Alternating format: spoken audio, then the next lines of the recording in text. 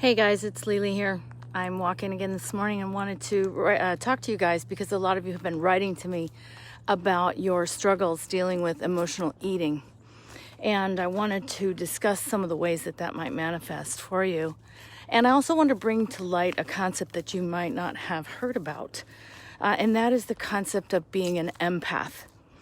Empaths are a certain personality type or something that's defined by their ability to sense the emotions and feelings of others. And now I'm not a specialist on being an empath, but I am an empath myself, as well as a highly sensitive person.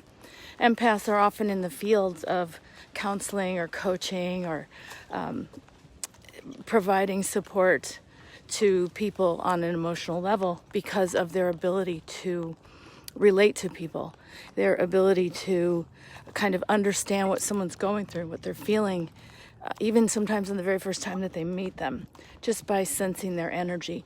That can be done in person, over the phone, through the tone of voice. It doesn't rely so much on verbal or visual cues as it does on an energetic perception of the whole person's nature all combined. And you might be an empath without really realizing it. And you can kind of maybe tell if you are, if some of these things might apply to you.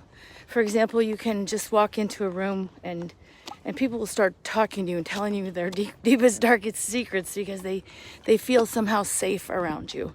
They feel that you're not going to attack them or judge them, because you're probably a very good listener and a very active listener. Sometimes you can be such a good listener that people will start to become a vampire of your energy. They'll start to suck you dry, and you'll realize that in the conversations that you're having with people, sometimes there isn't a lot of back and forth. Sometimes it's just them talking or venting or unloading. And let's say they'll go on for 2 minutes or something, and then you'll speak for 15 seconds, and then they're interrupting you again with something that they want to talk about. And you politely, coalesce and don't want to have conflict with them, which can sometimes manifest as in a people-pleasing sort of mentality. And at the end of the day, though, a lot of us who are giving so much of ourselves to others and for the comfort of others, we fail to take care of ourselves. We fail to watch out, we fail to set boundaries, and we fail to put ourselves and our own needs on an equal platform with someone else's. So in many ways, that sense of a lack in consideration or respect or just needs being met is something that we don't often validate as an important factor in our own energetic self-maintenance and self-care. And as a result, we can often reward ourselves through food. And it isn't always that food is a treat. Oh, I was such a good listener today, I think I'll have an extra serving of ice cream. No, sometimes it's more like I'm so frustrated by absorbing the energy of this other person and giving so much of myself to help them feel better, but they don't return it. And now I'm all stressed out from their stress. And how do I manage that? How do I take this down a couple notches?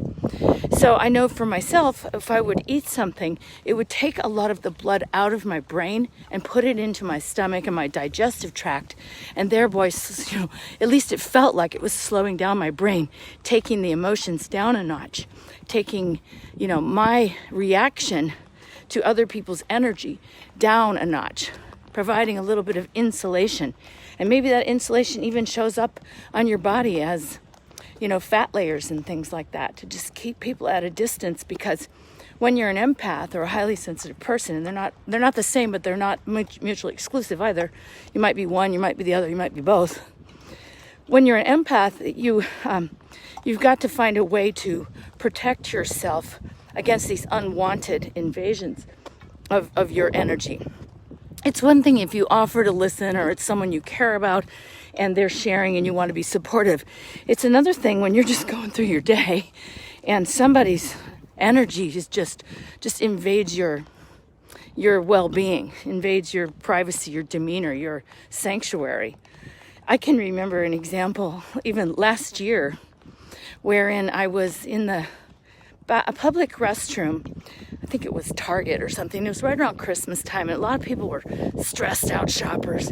But I was in a good mood. I was only there to pick up one or two things, but I thought I'd use the restroom before I shop. Well, I realized once I was in there wasn't any toilet paper. And so there was a gal in the stall next to me, and I reached my hand under like you do, hey, could you hand me some toilet paper over there? And she didn't reply. I waited a couple seconds, and I asked again, hey, I kind of knocked on the stall so she'd know it was me in case she didn't see my hand. And I asked her again, still nothing. I thought, my goodness, maybe she doesn't speak English or whatever. And so then I heard her leave the stall, and I kind of called out to anyone in the restroom, hey, is there anybody in there who could, hand me some toilet paper? Really appreciate it. And I see the girl's the only other person in there, and she starts screaming at me. Like, who the hell do you think you are? What are you doing screaming at me? And I'm like, I didn't say anything at that point because I wasn't screaming at her. I was just asking louder to the general room. But I was taken aback, and she ended up just leaving, kind of just leaving me there in the stall with no help, no nothing. And I was not only uncomfortable but I was sort of befuddled. Like, what just happened? Why did that lady scream at me when just asking for something so simple, such a simple thing that she could do? And it affected me, like the whole rest of my shopping trip. I was kind of distracted and unable to focus on why I was there at the store. And so that's an example of how that kind of energy can be really invasive to a highly sensitive person or an empathic person. You can take that energy on without really wanting to or inviting it at all. Just strangers, So it can work in a really nice way too when you're empathic or highly sensitive. You can also sometimes notice that not only strangers and people come to you and are gentle with you and trust you, but also animals come up to see you a lot.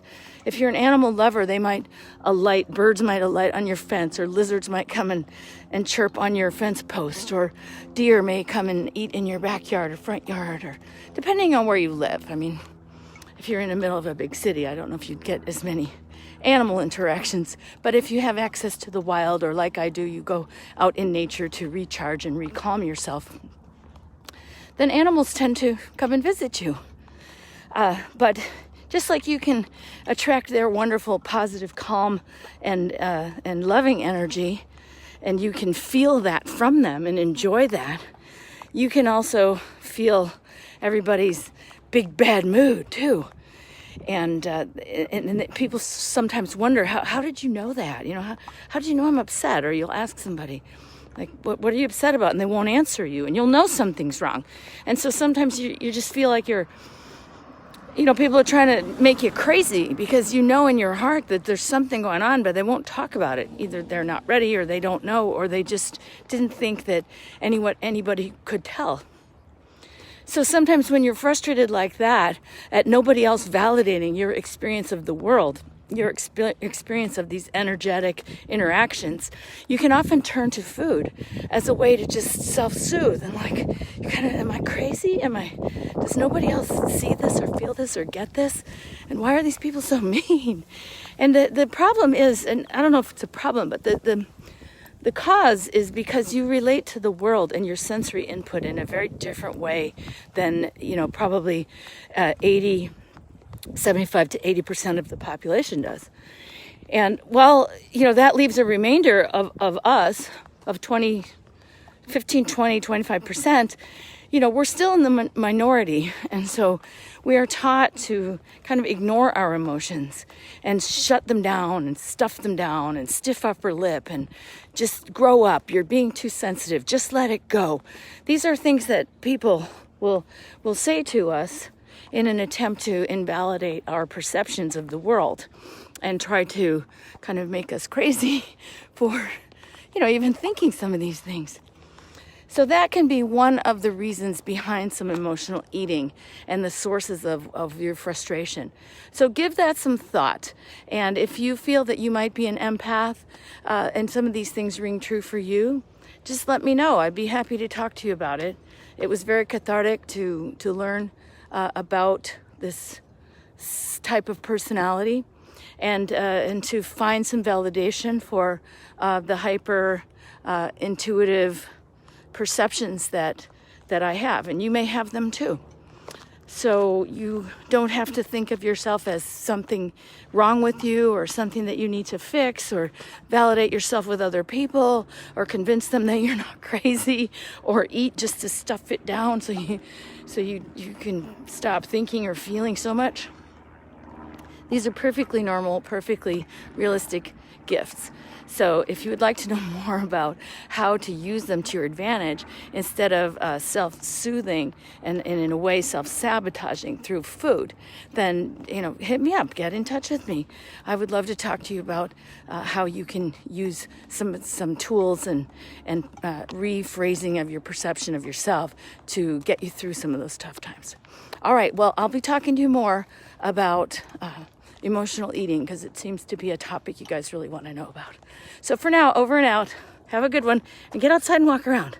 All right, see if you can move, even if it's just around the block. All right, love ya.